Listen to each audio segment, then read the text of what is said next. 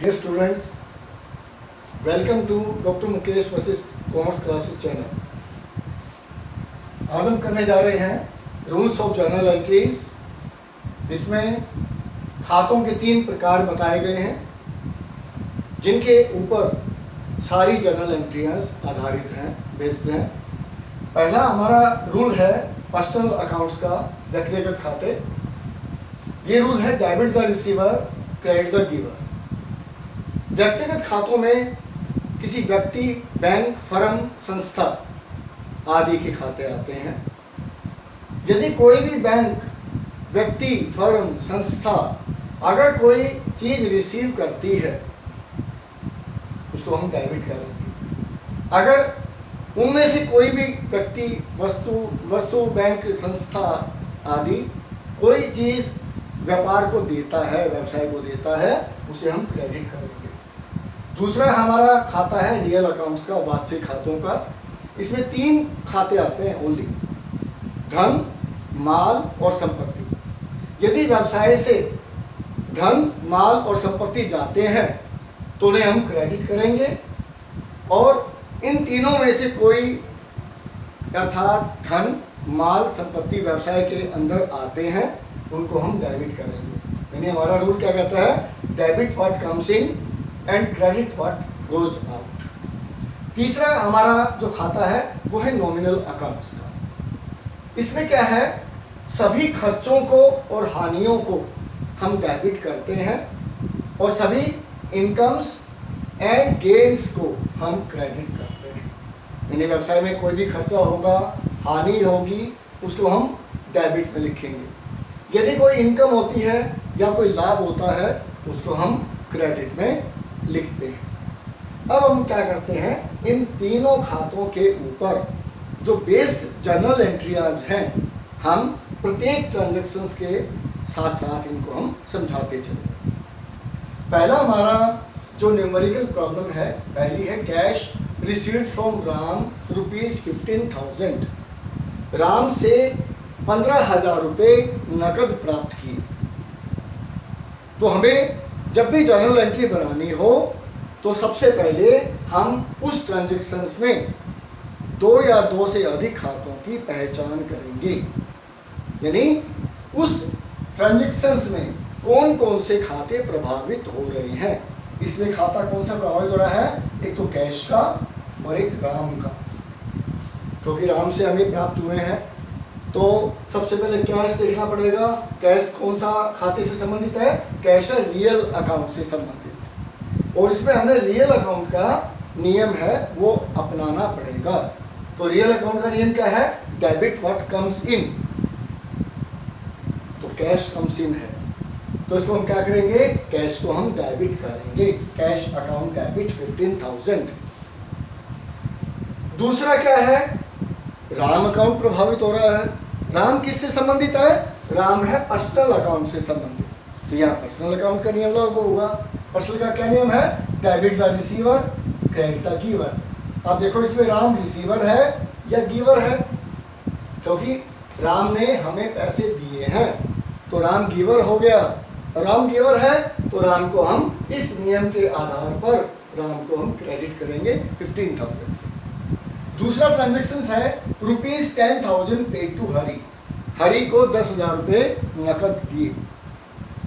इसमें भी 2 खाते प्रभावित हैं, एक तो कैश अकाउंट और दूसरा है हरि अकाउंट। कैश अकाउंट किससे संबंधित है? कैश अकाउंट है रियल अकाउंट से संबंधित। फिर वही नियम अपनाएंगे हम रियल अकाउंट का, debit what comes in and credit what goes out. संस्था से, व्यवसाय से क्या चीज जा रही है? 10,000 रुपये जा रहे हैं, नकद जा रहे हैं, तो जो चीज जाएगी उसको हम क्रेडिट करेंगे इस नियम के आधार पर। तो यहाँ कैश अकाउंट को क्रेडिट किया हमने 10,000 रुपये से, और किसको दिए हैं? हरि को दिए हैं। हरि किसका खाता संबंधित है? किस खाते से संबंधित? हरि हरि है पर्सनल अकाउंट से संबंधित। पर्सनल अकाउंट का नियम लागू हो जाएगा हरि के ऊपर। तो इसमें क्या है? Debit the receiver. तो देखो इसमें देखना पड़ेगा हमें, हरि रिसीवर है या हरि गिवर है, क्योंकि हरि को तो हमने दिए हैं, वो तो रिसीवर है। रिसीवर है तो हम क्या करेंगे, इसको डेबिट कर देंगे 10,000 रुपये से। तीसरा ट्रांजेक्शन क्या है, goods purchase worth ₹25,000 from Hari on credit. इसमें हमने हरी से उधार माल परचेज किया है 25,000 रुपये का। तो इसमें भी दो खाते पहचानने पड़ेंगे, कौन कौन से संबंधित है। एक तो गुड्स अकाउंट है यानी परचेज अकाउंट, और दूसरा है हरी अकाउंट, क्योंकि हमने उससे उधार माल खरीदा है। और जब उधार माल खरीदते हैं तो माल तो हमारे पास आया है, माल क्या है, रियल अकाउंट है। और रियल अकाउंट में जो चीज़ व्यवसाय के अंदर आती है उसको हम डेबिट करेंगे। तो माल आया है, परचेज अकाउंट को डेबिट कर देंगे 25,000 रुपये से। और गिवर कौन है, गिवर है हरी, क्योंकि हरी है पर्सनल अकाउंट से संबंधित और इसमें हरी है गिवर, इसलिए इसको हमने क्रेडिट कर दिया है 25,000 से। अब चौथी entry, interest ₹6,000 paid on capital. Capital पर 6,000 रुपये ब्याज दिया। तो कैपिटल पर इंटरेस्ट क्या है, ये हमारा नुकसान है, हानि है, वो है खर्चा है, तो इसको हम डेबिट कर देंगे। और इस पर कौन सा नियम लागू होगा स्टूडेंट्स, इस पर नियम लागू होगा नॉमिनल अकाउंट्स का। और कौन सा नियम लागू होगा, debit all the expenses and losses. तो ये हमारा एक्सपेंसेस है, इसलिए इसको हमने डेबिट कर दिया है। और कैपिटल क्या है, इसमें किसको मिलेगा, मालिक को मिलेगा ब्याज। और मालिक का खाता कौन सा है, मालिक का खाता है पर्सनल अकाउंट का, ठीक है।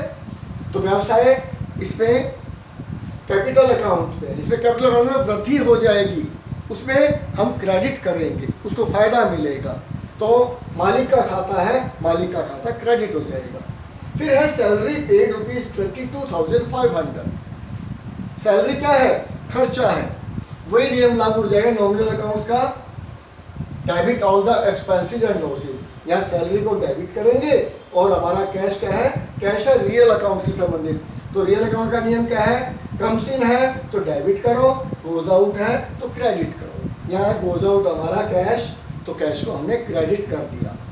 फिर है goods sold for ₹40,000 for cash.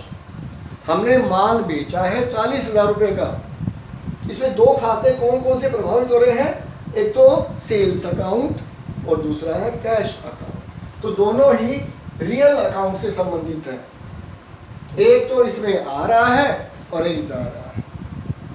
माल बेचेंगे तो क्या आएगा, कैश आएगा, और माल जाएगा। तो यहाँ कैश अकाउंट को तो डेबिट करेंगे और सेल्स अकाउंट को क्रेडिट करेंगे। फ्रेंड्स ध्यान से समझना, मैं इन तीनों खातों से संबंधित हम जर्नल एंट्री को समझ रहे हैं। फिर है कमीशन रिसीव ₹1,500। यह कमीशन प्राप्त हो रहा है, इनकम है, और इनकम को क्या करते हैं, क्रेडिट